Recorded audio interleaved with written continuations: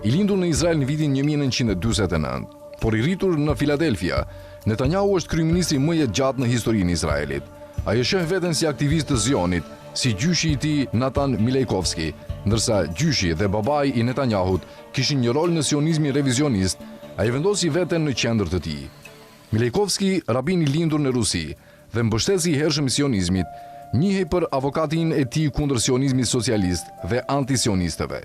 Pas migrimit në Izrael, ai mblodhi fonde jashtë për Jishuvin ose Izraelin, para shtetërore dhe bashkëpunoi me rabinin Abraham Isaac Kook, babain themelues të sionizmit fetar. Nga ana tjetër, djali i rabinit, rabin Zvi Yehuda Kook, është nderuari babai shpirtëror i kolonistëve të dhunshëm izraelit dhe djatha mesianike. Njëri nga djemtë e Milejkovskit ishte Benzion Milejkovski, i cili më vonë adoptoi emrin e shkrimtarit të babait si mbiemër. Historian mesjetar dhe njëherësh zëvendës asistenti Zeev Jabotinskit, pioner i sionizmit revizionist.